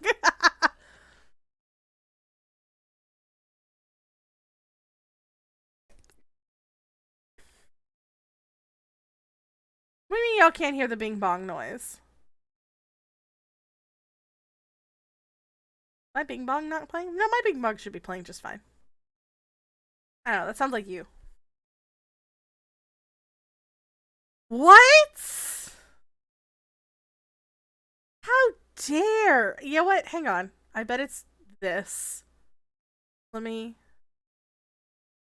Why wouldn't y'all tell me? Bing bong.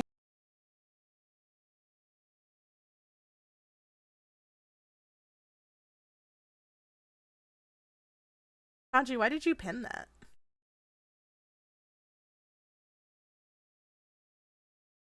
Yeah, it's because my desktop noise usually doesn't play. Kanji, why would you pin? I swear to God, Dave.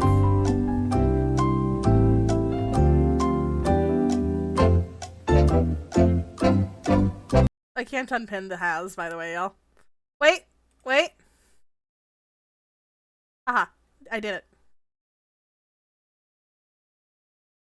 Anyway, Pathfinder questions that don't have to do with the bing bong or the ADHD noise. Quick, somebody ask a question, or else I'm just gonna start talking about familiars. Alright, so familiars are fantastic little creatures that you can use to gain more familiar things. What is your favorite weapon? I'll get to that. Familiars are fantastic creatures that you can choose whatever kind of animal you really want. They typically take on some standard bases like cat or snake or things like that. But you can also do fun things like spell slimes, which are little alchemical buddies at the bottom of like cauldrons whenever you finish like putting together magical things. And they're psychic and they communicate with you telepathically and they're cute. And using your familiar abilities, you can pick them every single day. You can move forward and you can use some to get yourself more spell slots. For instance, a lot of my spell slots come from the fact that my familiar has a whole bunch of different options for that, such as I get 2 additional spell slots that are level 4 or below, which is super convenient. What is your favorite weapon? The Greatsword. It's a 1d12 weapon. I'm never going to say no to 1d12. What is the coolest item you've seen?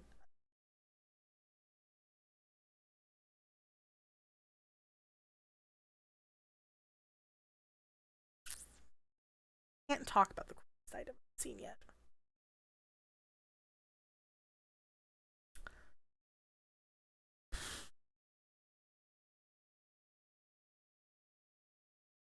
Beast guns. Beast guns are the coolest items I've seen. Complete a ritual of hunting something, and then you turn it into a gun that works with you. What part of your job do you look forward to the most every single day? I don't know if there's a specific part. I like seeing all the new stuff that's coming. Oh, art. Every time I get art, I get really, really excited. Oh, have a good night, Kate. Every time I see new art for a new scenario or art for an upcoming hardcover or something like that, it's always fantastic. Paizo really does have fantastic art in our books, and I am a big fan. It's always amazing. It's genuinely wonderful. If it's not good, it's usually amazing some other way. Sometimes it's hilariously amazing. Advice on writing good art direction. Be very careful about the words that you choose. Because not all of your artists have English as the first language.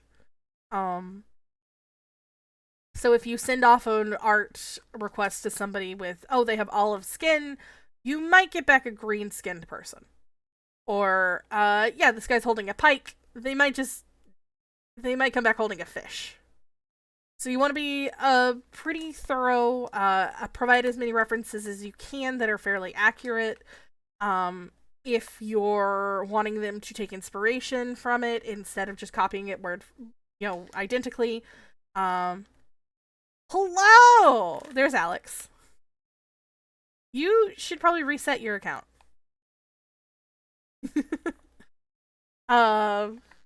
It's official org play. But yeah, basically be about as thorough as you can, and make and try to be as clear as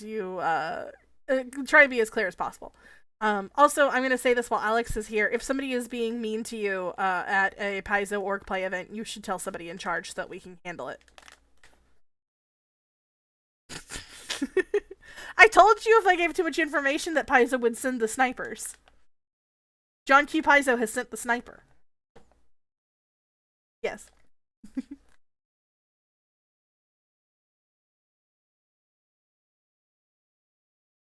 Something just fell on my desk. I didn't know what it was. It's the little people. We're not exactly poppin', but you know, it is what it is around here. But yeah, if you tell us things, we can handle things. What is my next character concept? Orc play or adventure path. Because those are both two radically different concepts. Yes, okay. My next org play character is going to be a Vishkanya character with really thick Coke bottle glasses who speaks with a lisp all the time. And she's extremely nerdy. I believe I'm going to make her either an oracle or a witch. I could also make her a gunslinger. I could make her that one gunslinger where it's like you accidentally keep being a really good gunslinger. The other one, I desperately... yeah, that's true. Thank you, Marlo. Accidental sharpshooter, yeah. The other one is I desperately want to play Bloodlords. She's not a vampire, she's just poisonous. But the other one is I desperately want to play Bloodlords. And for Bloodlords, I really want to play a very spoiled rich girl whose father is a lich. She's just like, oh my god, Daddy made me get a job. Daddy made me get a job, or else he's gonna cut off my platinum Geb card. That's desperately what I want to play. She will probably be a wizard necromancy school. Yes, Solaire. And then I'm going to be playing Gatewalkers. We're going to Girl Boss, Gatekeep, and Gaslight. And I'm going to play a half-elf thaumaturge for that. And I don't know what her vibe is yet. Not quite. I'm kind of caught up. I don't know if I want her to be like an MLM kind of... Swear to God, Marlo. I don't know if I want her to be sort of like an MLM essential oils kind of person. Or if I want her to sort of be like a monster of the week hunter.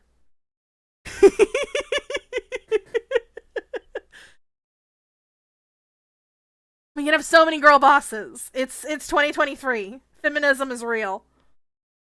Also about Gatewalkers. I don't know much about Gatewalkers. I have not read it.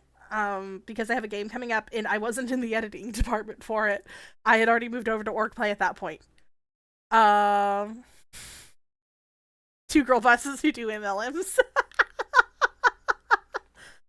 I know Gatewalkers has to do with Ayadara. I know it's a big tie-in to our Dark Archive book, which I have Dark Archive. Hang on. It's here. It's heavy. It's not heavy. Dark Archive. But it's our Dark Archive tie-in. It's very spooky. There's amnesia involved. Dark Chive is also a thing. But what? My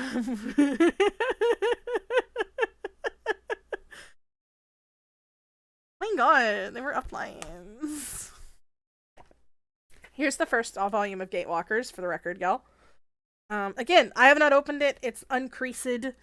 I don't know anything about it. I know that it has Thalion and Fea on the back, which means it's obviously for the gays. Fea is my favorite iconic, by the way. And that's all I really know about Gatewalkers. I don't know. It's supposed to be spooky. Whom star those people? Fea is the iconic for the witch, and Thalion is the iconic for the psychic. Our iconics are just like, how do I describe them? Book 2 is better. Is Book 2 better because it was written by Ivis Flanagan? Yeah, Alex is now here. What is your favorite piece of headcanon that will probably never be canon? Outside of Eridan?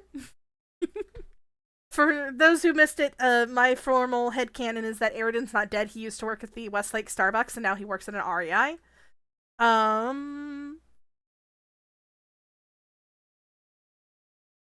What other headcanons do I have? I have so many, actually. Nidalee's people eat spicy food. Kuthites particularly like spicy food.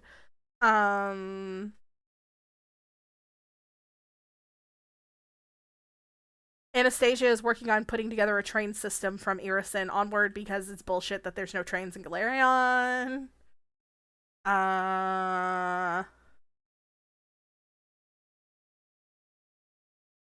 Yes, give me trains. I want trains so much. I tweeted this a while ago from my home game where I had a whole bunch of train lines set up. Because it feels weird that we don't have trains, especially because we have Alkenstar.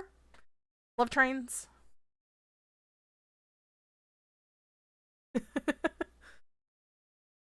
Yeah, I think that's all of my headcanons. Honestly, a lot of my headcanons are already in Pathfinder. Because I'm a terrible people. Do we have airships? We do have an airship. It is expensive, if I recall correctly. Hang on. I got a thing for this.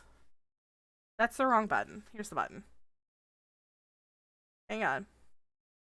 Got equipment. Vehicular devices. There's glider, rowboat, wagon. This is going to be me scrolling for a while, so if it bothers you, I'm sorry. Sanddiver, clockwork, hillcross. Yeah. Like, we have a steam trolley right there. So, obviously, we need other things. Snail coach, Snooch. And I know we got this thing. Yeah, right there, Sky Chariot. It's a whole thing. That is from Ruby Phoenix.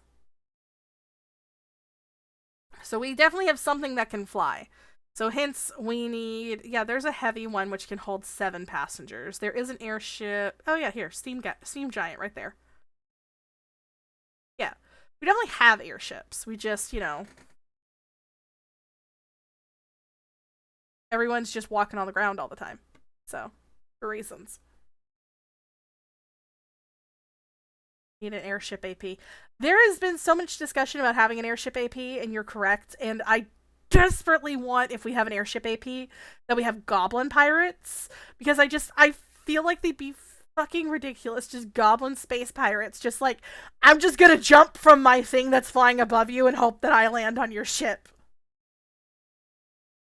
And they got their swords and they're dragging it down their fucking, fucking air balloons and everything. I love that. Oh gosh, I shouldn't have blown up the airship in the homebrew game. I should have kept it around so I could have goblin space pirates. See, goblins would love flying. Goblins love alchemy. Goblins love science. That's my personal headcanon, is goblins are extremely intelligent. They're just not, like, magically smart, but they're very good with, like, science and alchemy and things like that, and that should be recognized. Considering Bumbus is literally our goblin alchemist iconic, and he is amazing. But more goblins should be played as alchemists and inventors. I don't know. Let me put it this way. These are not things that I could put into org play. Whose fault is it that you don't have your ship?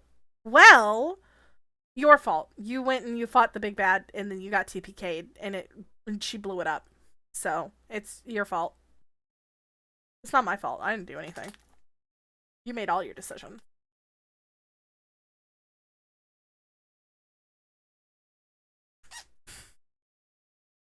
Yeah.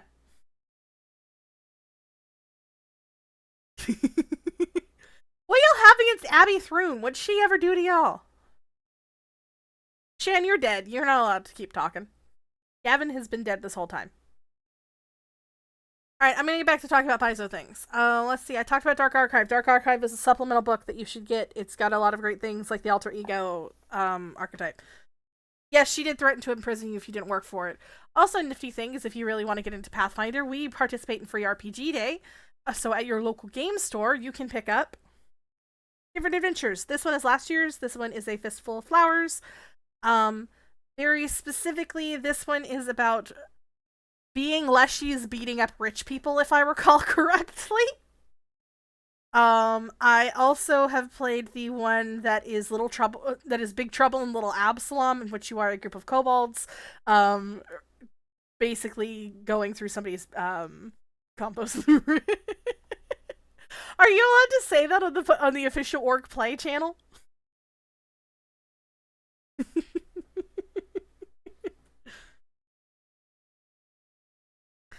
We also do adventures like this as hardcovers. This is Fists of the Ruby Phoenix. Dear John Q. Paizo. This is the entirety of the 6-book adventure. No, Ruby Phoenix is 3 books. 3-book adventure path right here. John Q. Who is John Q. Paizo, y'all?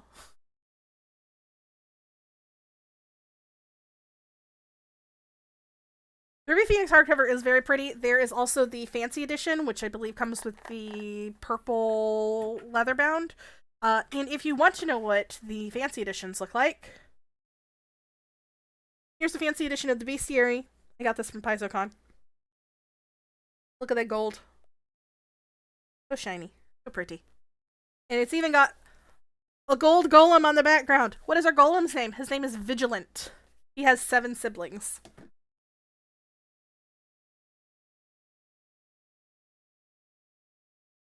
Special is not out yet, but soon. Yeah, Kanji knows all the different deets. I don't know when anything comes out. I only vaguely pay attention to anything. John Q. Pies was just all of the Decemvirate. All 11 masked members? 10 masked members? I think we're missing a few. Hang on. Okay, so it's the Decemvirate, so there were supposed to be 10. And then Eliza unmasked herself, so there's 9 masked members. Listen, I only have to pay attention in sanctioning. I only have to pay attention in order to make sassy comments. 8 masked unless they've replaced 1 by now. Okay, yeah, there's 8 masked, we're missing 1, and then Eliza's unmasked. I'm Pathfinder Society, I know all of my things. Sanction harder. Now, sanctioning already takes forever. What do we do? What is sanctioning? Sanctioning is when we go through rule books and we say which thing We say which things can be used in organized play and which things cannot be used and which things can be used with restrictions. And then sometimes we take things and we send it back to design and we go, hey, this needs to be fixed. Listen, somebody got sassy in a place about sanctioning earlier, and I had to bite my tongue and not get sassy back at them. But yeah, we do sanction things very fast, and that is 100% because of Alex. So Alex is amazing, and he is fantastic. He probably has a spreadsheet for how amazing he is. Oh,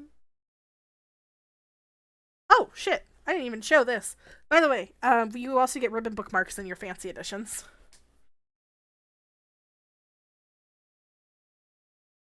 Yeah, I mean, like, you gotta go through each and every bits of it, and you gotta say which things are okay and which things are don't. The AR committee is super helpful, and they break a whole lot of things for us so we know what is and is not useful. And then I go through with Alex and say, what do I do? Spreadsheets do not imply that you have everything together. I have several spreadsheets that I use, and I don't have everything together.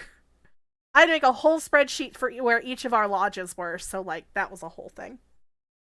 I don't even think it's fully accurate. I think I forgot a few. Um, yeah, I'm like 99% sure I forgot a few of our lodges. We also have an entire spreadsheet of all of our venture captains, and I know for a fact that it's out of date. Mostly because we have a venture captain in season 3 who just quits, and we didn't replace him in season 3. So there we go. We'll figure that out.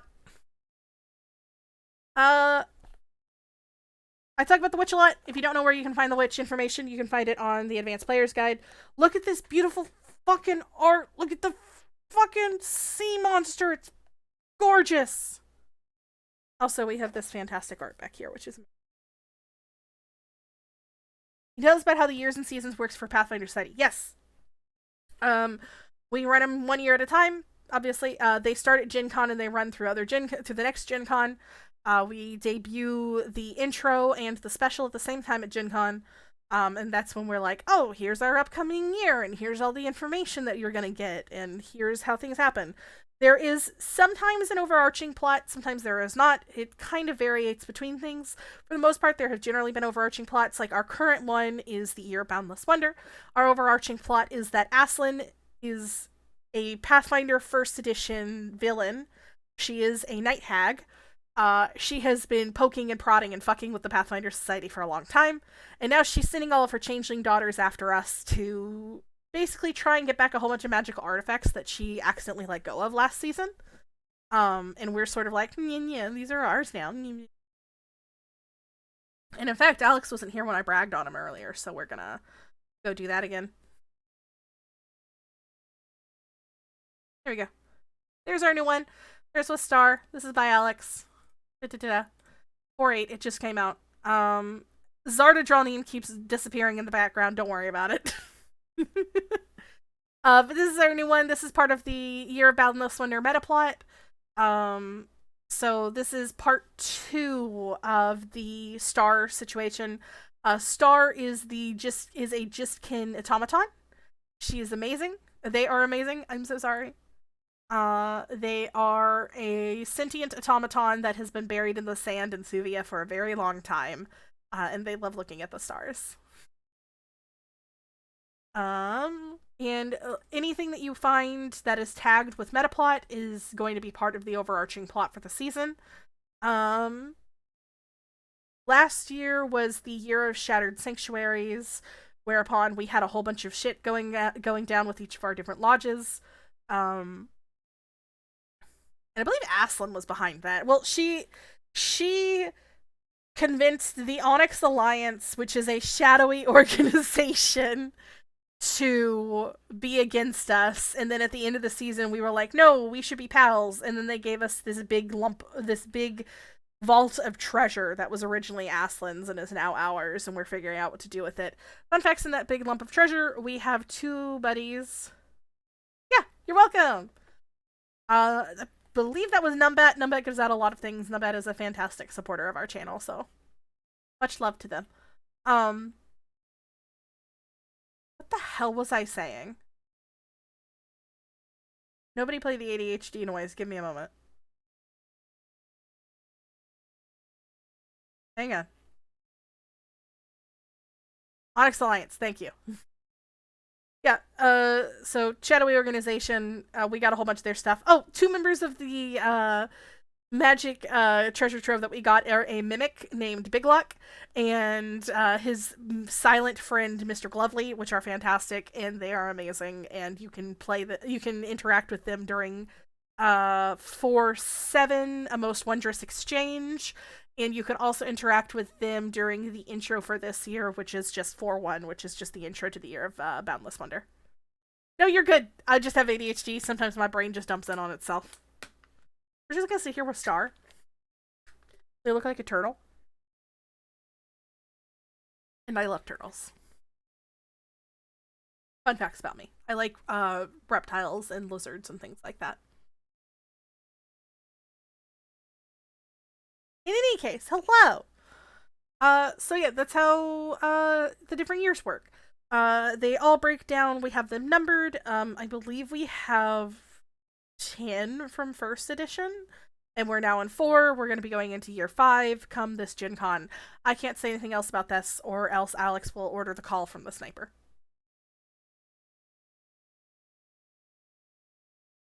I can tell you Aslan won't be involved. She won't.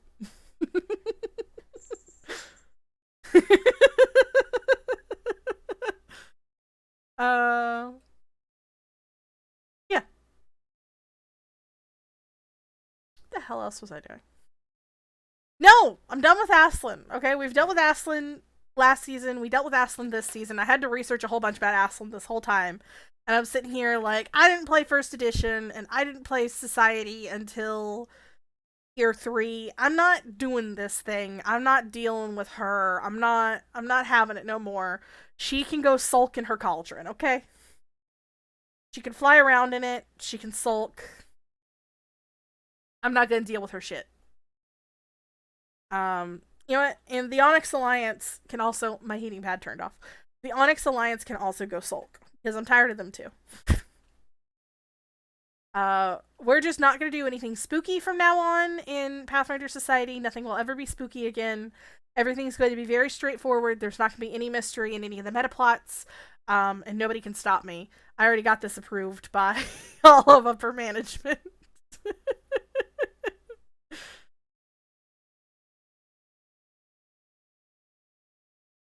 That doesn't break my heart. Because I'm not GMing it. I'm developing it. When you get a sense motive check, you can make your sense motive check at any time. I'm not a spooky person. I'm a very normal person. I did not write rituals about eyeballs in Secrets of Magic.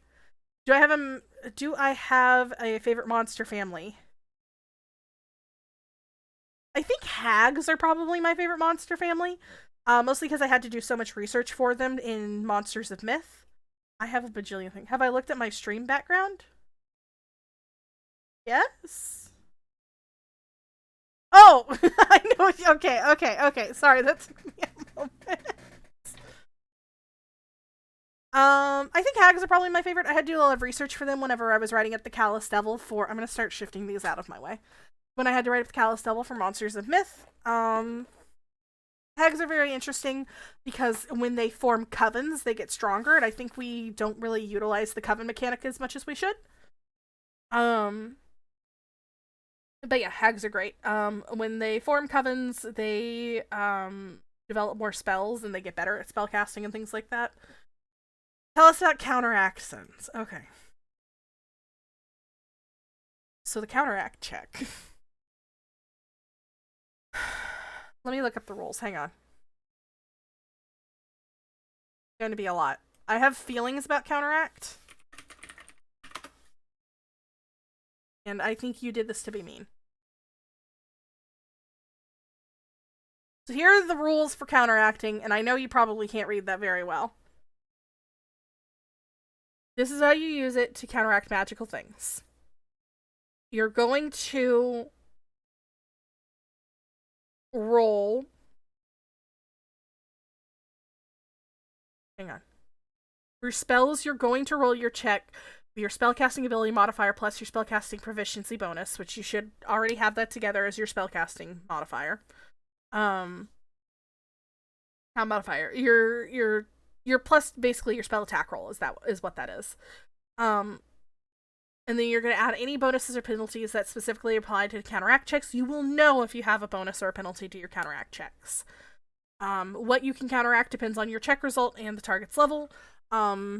If an effect is a spell, it's a spell. Otherwise, you're going to have its level and round up to determine its level. If you succeed, you can counteract something that is no more than one level higher than your counteract, which is going to be your Dispel Magic. If you critically succeed, it's no more than 3 levels. If you fail, you can counteract it if its level is lower than your Dispel Magic. That's what we're going to talk about for counteracts. Counteracting is very complicated. We had a whole thing during Age of Ashes where we were all very frustrated with the Dispel Magic. And I believe once we dispelled the magic on those little dragon head pillars, we just sort of chopped at them a whole bunch with our swords because we were so fucking angry. Now we're going to go back to my face because I hate looking at this screen.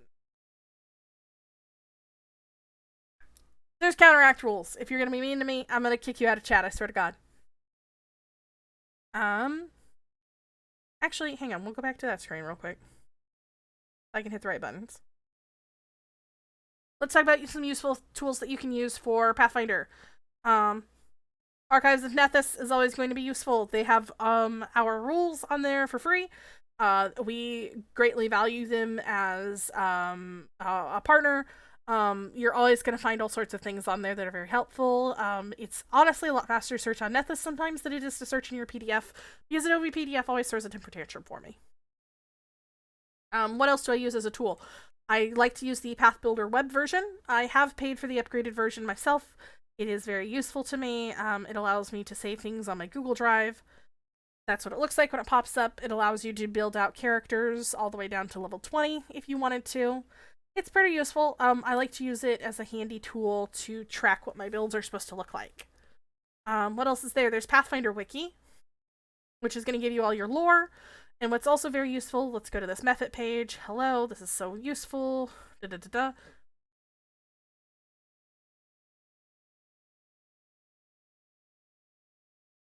We have a King Ice method?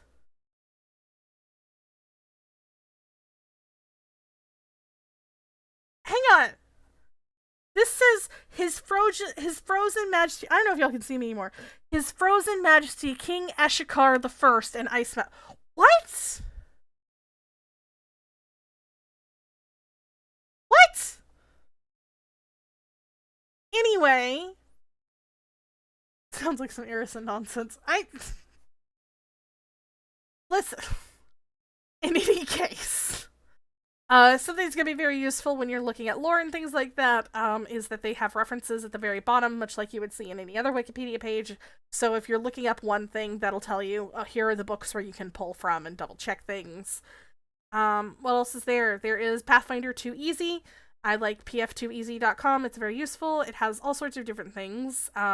This is their library where you can just search spells. Most importantly to me personally, is they have an encounter builder. I use this in my homebrew stuff, and it will allow me to change what level of encounter I have. So here's party size level 5. They're currently level 11. They're level 12. They just leveled up. I'm going to throw 6 level 15 creatures at them, and I've just clicked in here, and now here's a list of all of the level 15 creatures that I can grab from. Look, here's a Gallowdead. And now my homebrew game will be fighting against a Halberd. It's so useful. It's so helpful. Builder.pf2easy.com. It is the most useful thing. I love it. It doesn't have everything. It took it a while to get Book of the Dead in here. But you know, it updates on its own time and puts everything together. It allows you to add and subtract different creatures. It's very useful. If anything, you can just use it as like a little thing. If there's a rule you could change, which one would it be and why? I would make counteract checks easier. Just saying. I feel like doing all of the different level things makes it very simple. Not very simple. I feel like determining by level and everything makes it very complicated, and I feel like we could make it simpler and make it more straightforward. That's just my personal feeling. Thoughts on Lamashtu? Lamashtu?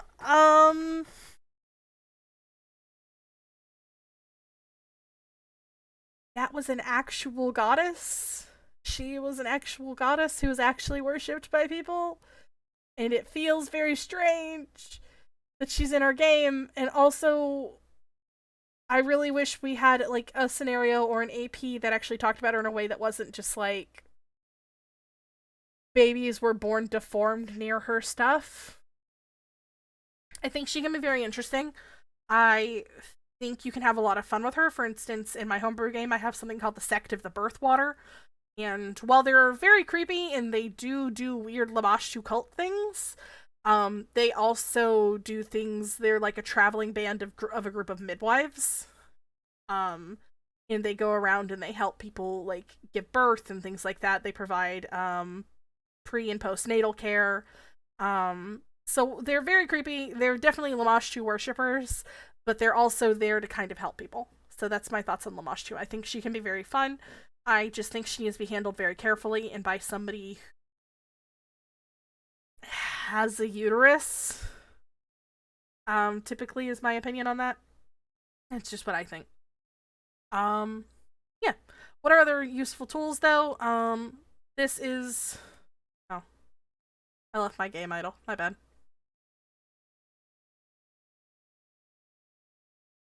This is the Forge. This is a hosting site for Foundry games. I find it incredibly useful to use. I will launch my Mummy's Mask game so you can see it from the GM side. Sorry, putting words together is sometimes hard. Let's go sit here and load for a moment. But this is me playing Mummy's Mask, which is an AP from first edition, which I have converted over to second edition. I'm using a conversion from Reddit, I believe, is where I found it. And it's very useful. Here we go. Gonna load in. Here we go. First of all, it's got a bunch of notes for me, and I know how to do that. But, like, here's what it looks like on the GM side, so I can see, like, there's monsters over here. I can see where I've set doors. Let me zoom in. It allowed me to literally just take the maps from the book and just put it in here. Here's our party, who just settled a bunch of things. It allows me to see where I put different traps and such. Foundry is extremely useful. It allows me to put in different maps and everything. Here are my actors. Here are the different monsters and things. Here are the Sand Badgers, which is the name of our group. And I can go into any of their stuff and be like, okay, fantastic. Here is all the things that you have but you can use. Here are your feats. I think Foundry is a fantastic... What the hell did you do that for? I think Foundry is a fantastic tool. I use the Forge to host because I don't know how to host on my own. That's what I got. Let's see. We got 7-ish minutes left. Who else has questions? All of my chat has disappeared. I love it.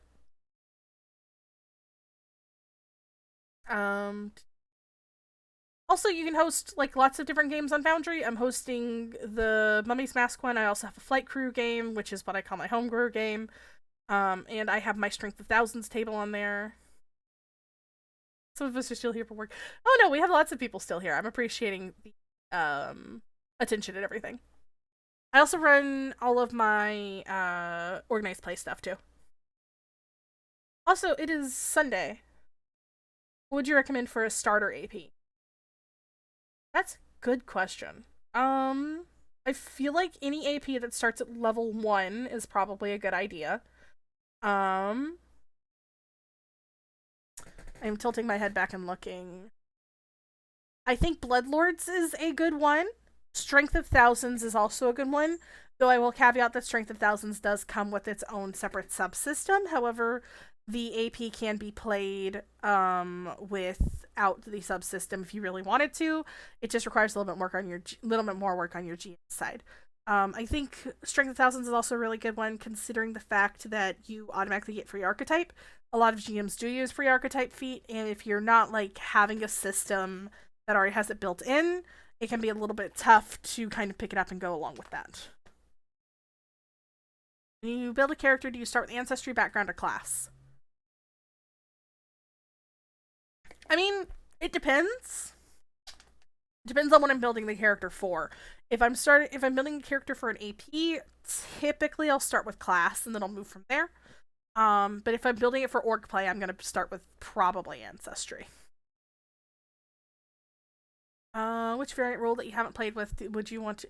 Stamina points. I really like stamina points over in Starfinder. I have not used them yet in a Pathfinder game, and I'd really like to start putting them in. For anybody who doesn't know what stamina points are, essentially they're an additional hit point bar, and you're going to go through your stamina points before your hit points, and you're going to recover your stamina points with like a 10-minute rest. But then when it hits your hit points, like it's harder to recover those over time. So stamina points are the things that I want to use the most. I really like them in Starfinder. I think they're a very useful tool. And they definitely keep me from killing people when I run 319 and my Whisper Wings get their little nodules into people. Fun facts, if you play Starfinder Society 319, it's not my fault if you die to the Whisper Wings. That's my opinion, and I'm sticking with it.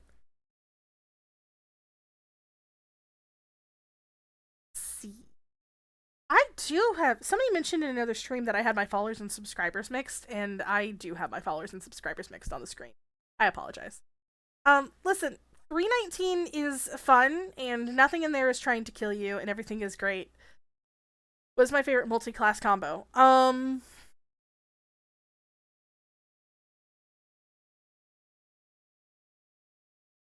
See, I never do the same one twice. I did like my fighter sorcerer build in Age of Ashes, though I feel like if I would have had my way originally, I would have done fighter champion, and then that character would have gone very different very fast.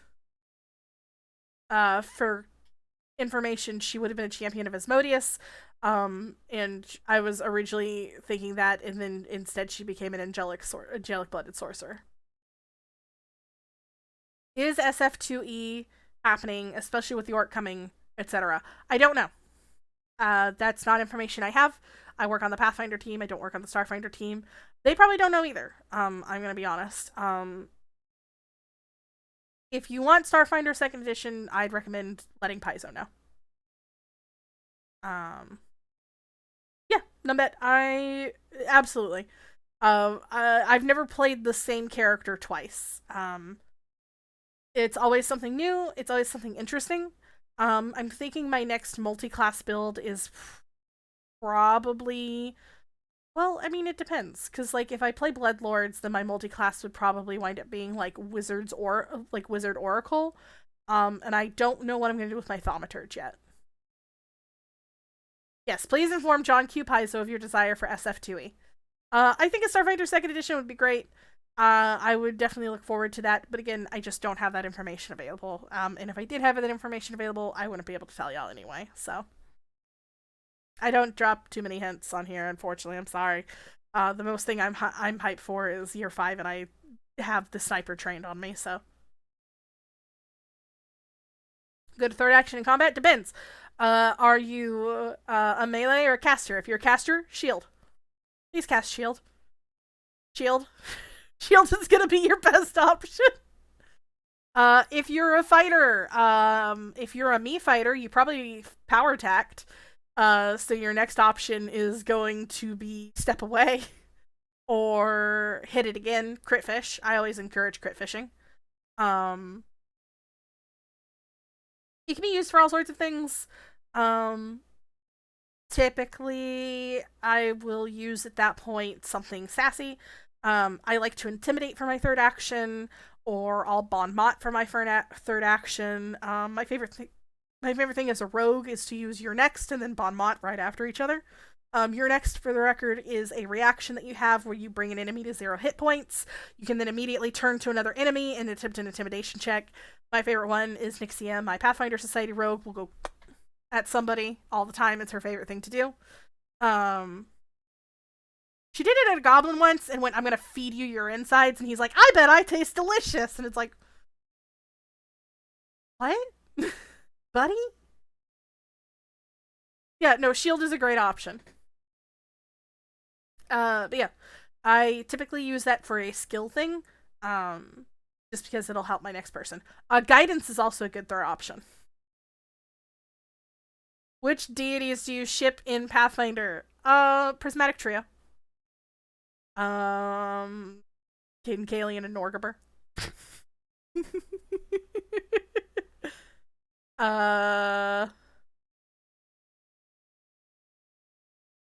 Yeah.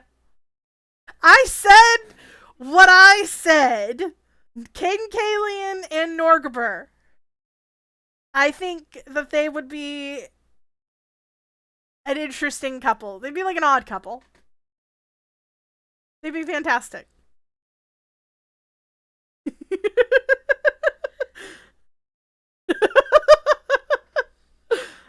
You're welcome.